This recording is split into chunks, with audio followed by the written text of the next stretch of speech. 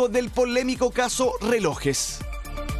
Da la casualidad que el Ministerio Público tira con bombos y platillos, ¿cierto?, estas diligencias de investigación que nada en concreto van a sacar. Y eso lo puedo afirmar desde el día 1 hasta hoy, desde que empezó esta investigación hasta hoy día. Esta diligencia es una diligencia irresponsable que solo causa daño. Aquí son decenas de investigados. Estoy diciendo que primero a mi representado no se le despachó orden de detención. Segundo, a mi representado mañana no se lo va a formalizar. Tercero, en relación a mi representado en particular, no existe ningún antecedente nuevo y la carpeta es idéntica a la carpeta hace 2 años y medio atrás. ¿Qué es lo que existe detrás de esto? Yo no puedo interpretar intenciones, pero claramente en relación a nuestro cliente, a mi representado, hay una decisión equívoca en esta medida intrusiva que, insisto, y perdone lo reiterativo, solo tiene por objeto causar daño. Porque nadie le va a reparar a mi cliente, ¿cierto?, cuando después de esta bullada diligencia se establezca y se le devuelvan todos los objetos y diga, ¿sabe qué? Acá no había ningún objeto de origen ilícito. Nadie va a reparar el daño que él y su familia, tanto profesional como personalmente, han tenido. Entonces, ¿cuál es el objeto? Podría decir hoy día que es una diligencia que no tenía mucho sentido. Además, perdóneme, nosotros como defensa hemos estado hablando permanentemente con el Ministerio Público, podría decir casi quincenalmente. Siempre hemos tenido acceso a la carpeta, con una carpeta actualizada y además hablando con la Fiscalía. Si no le cuesta nada pedirnos antecedentes, estábamos dispuestos para declarar. Si necesitaba algún antecedente electrónico, se lo pasábamos. Si nos hubiese dicho, mire, existe tal objeto, tal joya, tal lo que sea determinado que lo quiero periciar, tenía toda la posibilidad de hacerlo. Sí, eso es lo absurdo de esto. Voy a allanar, pero no lo detengo. Voy a allanar, pero no imputo. ¿Allano para qué? Para mantener a una persona en un estado de investigación eterna, porque y sin tener ningún resultado en concreto. Entonces, lo único que hay es enlodar la honra de una persona. No sé si lo van a formalizar o no. A esta altura, ¿sabe qué? Lo mejor es que se formalice. Porque estar a ciegas, sin saber por qué te están investigando, cuál es la imputación concreta, con un desgaste emocional, personal y profesional gigantesco, sin siquiera poder defendernos de un hecho concreto, a esta altura del día resulta mucho más eficiente, ¿cierto?, que nos fijen un plazo y podernos ir a discutir inocencia o culpabilidad. ¿Qué es lo que pasa en este tipo de causas, ¿cierto?, que son tan mediáticas? Uno espera y uno va trabajando en conjunto con la Fiscalía justamente para que no se tomen estas medidas, que son unas medidas que, insisto, en nuestro juicio no tienen sentido de investigación alguno y solo causan daño. La Fiscalía tiene una doble función y por eso la ley le da el principio de objetividad. Yo tengo que ponderar el daño que voy a generar con una acción y si esa acción efectivamente es eficiente o eficaz. Entonces, y no estoy hablando de coordinación, de ponerme de acuerdo, estoy hablando en coordinación fiscal. ¿Qué es lo que necesita en esta causa? Estamos disponibles para lo que usted necesite. Entonces, cuando vemos que después de este tiempo de investigación, si las causas tienen que tener un plazo acotado, ¿cuándo va a existir un elemento clave? Cuando tenga algún antecedente que investigar. Por eso soy majadero. Esta investigación es una fotografía con la carpeta de hace 2 años y medio atrás. No hay nada nuevo.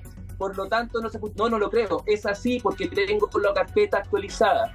Lo que van a hacer es lo que trató de hacer la PDI de forma irregular en esta carpeta de investigación. Y eso sí lo puedo asegurar porque hay personas condenadas, que eran funcionarios, que estuvieron a cargo de esta investigación, que son funcionarios de la PDI.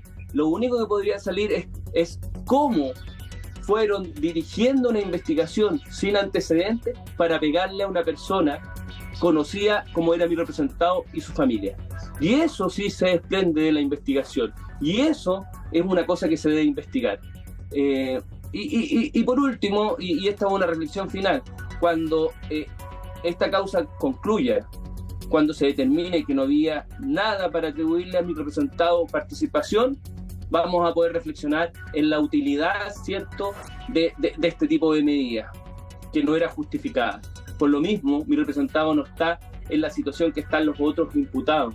No tendría sentido, ¿cierto?, que el Ministerio Público, si viera responsabilidad de mi representado, no hubiese solicitado una medida intrusiva como es la que le solicitó al resto de los imputados, que era la detención. Entonces, ¿cuál es el sentido de esto? La verdad que no le encuentro. Hoy día estamos preocupados de la causa. Obviamente que en algún momento hay que ponderar los daños, la forma en que se entregó la información, la forma en que se generó esta investigación. El problema, y este es un problema sistémico, es que el Ministerio Público no tiene ninguna responsabilidad legal, ¿cierto?, cuando toma decisiones que son erradas y causa perjuicio. Entonces, finalmente, para la Fiscalía y para los tribunales resulta gratuito este tipo de acción, ¿ya? Y el único que se lleva los costos, ¿cierto?, de una investigación cuando se toman decisiones equivocadas, a nuestro juicio, son los propios imputados, pero el Estado, a través de sus órganos de persecución, no tiene ninguna responsabilidad y esto tiene costo cero para ellos.